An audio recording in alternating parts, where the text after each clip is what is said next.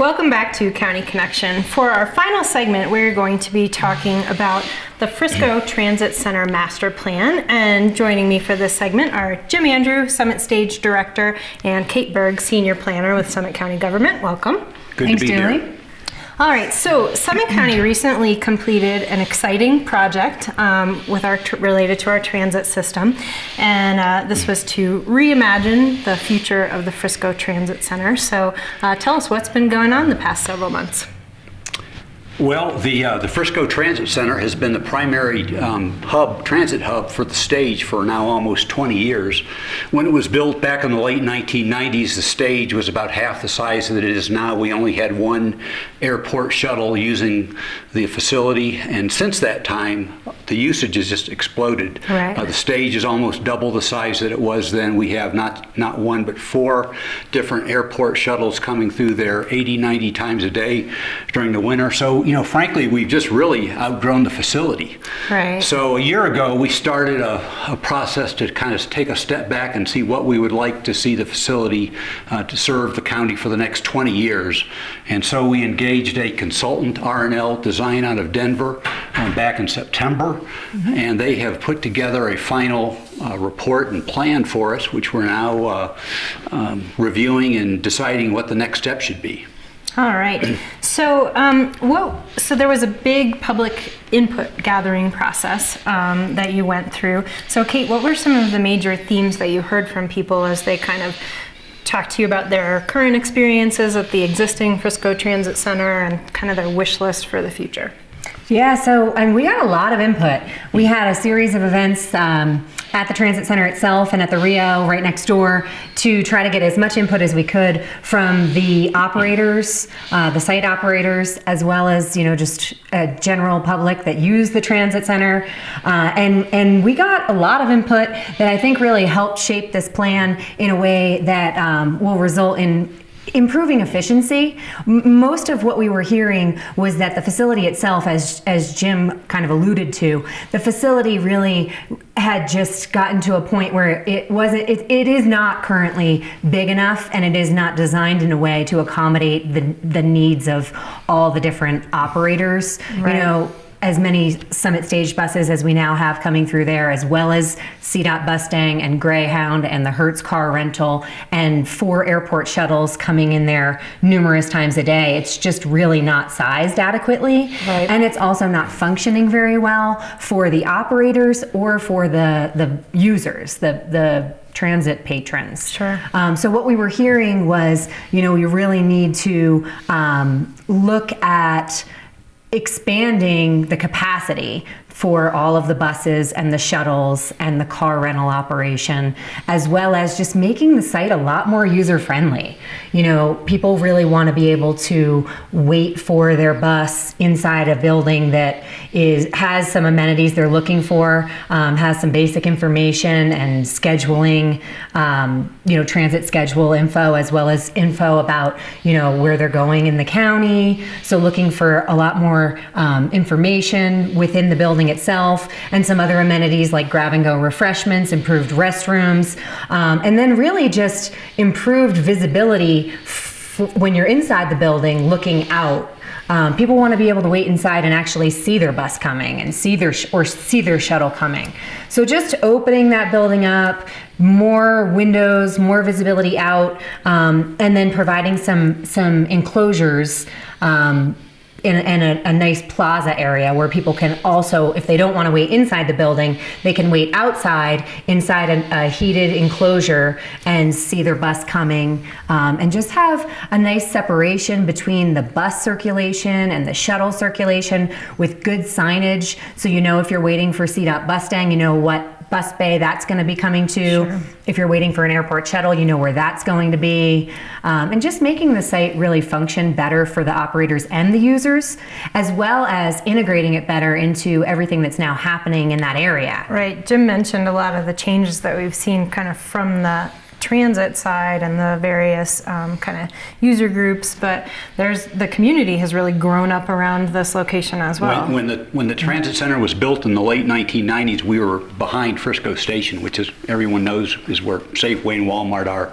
Today, we're between that shopping center and the Base Camp Center, which is, of course, where Whole Foods is located. So we're really right in the middle of things. So we want to basically develop the site so that there's better access to those shopping centers. Right now, people getting on and off the buses or the shuttles, if they want to go to Safeway or they want to go to Walmart, it's a long walk. So we want to make sure we provide better access to that shopping center. Okay. So I know that circulation and connections through all modes of travel is something that you guys really thought about in the development of this master plan. Yeah. So if I can walk you through kind of the key aspects of the new plan, basically what R&L has done is laid out a master plan that essentially guides the short-term improvements needed as well as some longer-term improvements, so that this can be a plan for building out the site over the course of the next several years to meet the projected needs both now and to the into the future 20 years. Okay. And so the master plan has a recommended site plan, as well as a recommended new building plan, and then some phasing recommendations and financing recommendations. So the site plan itself shows that what we need to do is cut a new circulation route through the property and that can accommodate one-way bus circulation and double the capacity for bus parking spaces from the current 4 bus bays to 8 bus bays. Oh, wow. So we're going to be doubling the bus parking areas and accommodating a one-way bus circulation, and then separating the shuttles from the buses and creating a space for up to 10 shuttle vans to park on the western edge of the existing parking lot. So they will come in along Meadow Drive and drop off on the western edge of the parking area onto the plaza space and then exit back out onto Meadow Drive. And so we'll have capacity for 10 shuttles separated from the bus traffic, but all dropping people off and picking people up within that central plaza area. Okay.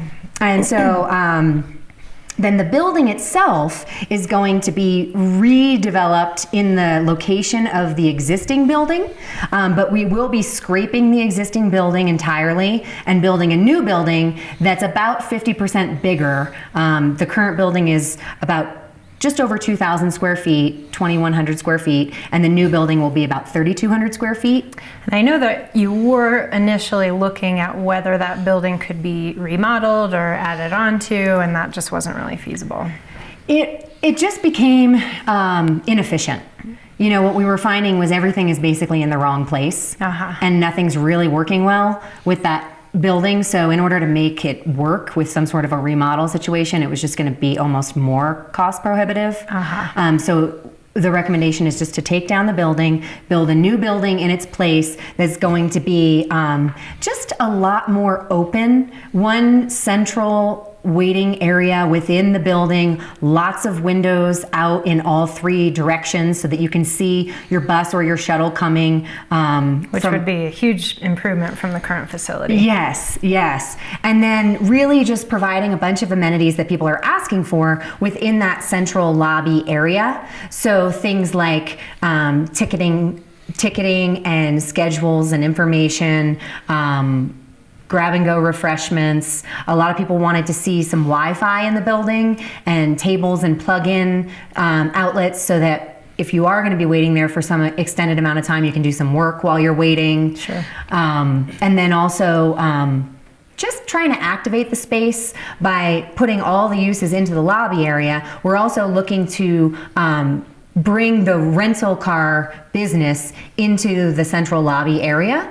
So just there's more consistent activity in that space. Just activating the space. So now we're going to have the rental car staff and the rental car business operating inside that big lobby area, as well as some information and ticketing, as well as some refreshments and restrooms accessed from inside the building.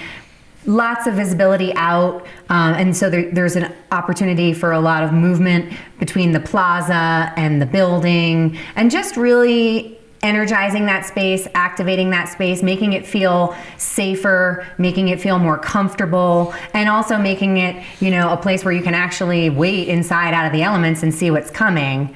So that's really a lot of what we're trying to accomplish with the building redesign. Right. Great. That's right. And for Summit County's busiest transportation hub, it sounds like, what a great opportunity to inject some more energy into there and make it really be a place where people want to be and feel comfortable and can hang out. And yes, definitely.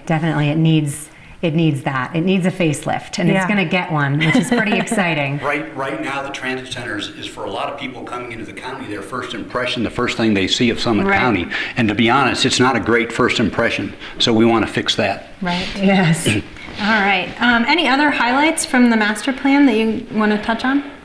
Well, let's see. I think that, Want to talk about the next steps, maybe? Kind of what's up next? Sure, yeah. I mean, I think we've kind of touched on what are the main improvements on the site itself, more from a functionality perspective, improving the functionality for the different buses and shuttles and car rentals, and then the building itself. A couple other kind of highlights from the master plan. One thing we were hearing a lot of people say is that they want to be able to park long term. Oh, yeah. At the transit center, because a lot of people are going to be riding the CDOT Mustang regionally down to Denver or Glenwood or anywhere in between, and they want to leave a car. Also, people riding the airport shuttles want to park a car long term. So we are going to be looking at accommodating some long-term parking spaces that will have pay parking meters along the easternmost strip of the parking lot. Yeah, so that was would be a great. big I know one. I've gotten those calls at my office asking, Yeah. where can I park? And I'm like, I don't know. Yeah, so long-term parking will now be accommodated and clearly signed, and people will be able to park their car there long-term. Excellent. Also, a lot of people were saying that they want to be able to ride their bike and then have a safe place to keep it when they go to get on a bus or whatever their next mode of transport is. So this plan does propose a covered, enclosed bicycle storage area that would be on the east side of the enclosure within the plaza, the southern plaza.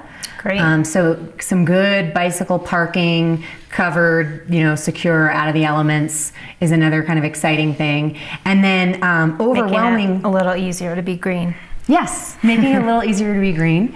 And then last thing that I think is kind of exciting is once we get the site improvements completed and make the changes to the transit center property itself, one of the things that we have really been trying to accomplish here, and a lot of people want to see, is just revitalizing that whole area and creating a way to break through the Safeway Walmart shopping center. Right now, it's really just a huge barrier. Right. How long is it from one end to the other? It's, Ooh, I should have that number. I mean, it's at least a quarter mile, it seems like. Yeah, I mean, it's definitely Yeah. way longer than you would want in any sort of good urban plan. Particularly in winter. Yeah. Yeah. Yeah. So once we get through the site improvements, one of the final phases is to actually create a pedestrian breezeway through that shopping center. Through the shopping center. And so that will really, really pull together the whole area, I think, and just make it a lot more connected with everything around it. And it's just going to be great for the businesses within Safeway Walmart Shopping Center, because they'll have that much more foot traffic, and just making it easier for people to get around that what's kind of emerging as a new commercial center on that north end of Frisco. So I think this is really going to be a great catalyst for hopefully some great changes in that area to really make it a lot more user friendly and a lot more walkable and bikeable. Awesome. So that's exciting. Yeah. Yeah. So then when can folks expect to begin to kind of see the first changes out there? Well, Well, the next step is to take this plan through the town's review process. Okay. So we'll be, over the next several months, putting together engineering this and is in design Frisco town plans limits. that we can take to the town of Frisco and hopefully get their approvals on. They were involved in this from the get-go, so, you know. Right. They've been a key stakeholder. Yeah, they've Exactly. been on our stakeholder advisory committee, had great input throughout. Jim and I have met with the town. So really, yeah, over the course of the next year, we need to get through the town's approval process, and then we also need to get the design completed and construction drawings completed, so that hopefully, depending upon our available sources of funding, we're hoping to be able to break ground as early as 2017 if the funding comes together. Right. If not, then definitely by 2018. Okay. Break ground on phase 1, and it's going to be a 4 to 5 phase a few years, project. yeah. Yeah, Right. it's the overall cost estimate for the entire project, including the cut through to the Safeway Walmart shopping center, is approximately $8 million. Okay. So that really mandates a phasing plan. Yes. Yes. So we're really going to be focusing on, our goals in terms of the phasing are how do we increase the short-term functionality as quickly as possible, provide some of those amenities people are asking for as quickly as possible, and also be as efficient as possible with our phasing so that we minimize any throwaway construction. Sure. So what we're looking at doing first is cutting through the new circulation route, providing that additional capacity for the buses and separating the shuttles, then doing the new building and the plazas with the shelters, and then lastly, doing the improvements that are needed within the parking lot areas. Right. All right. And then finally doing the cut through. Yeah, that would be the final step. That would be the final step. All right. Well, it all sounds really exciting, and just like that whole zone at that end of town is gonna, like you say, get a major facelift. That's Major much needed. facelift that's much needed, exactly. Okay. And so for folks who are interested in taking a look at some of the initial sketches and kind of site plans and layouts in the master plan, where can they get more information? On our project website, which is on the county's website, it's www.summitcountyco.gov/Frisco Transit Center. Nice job. Thanks. Always struggle with that. Change is hard. All right. Well, it sounds very exciting. So thanks to both of you for all the hard work that you put into that and for coming in today to tell us all about it. Thank you. Thank you. All right. And thanks to those of you at home who have joined us for another episode of County Connection. We will see you next month.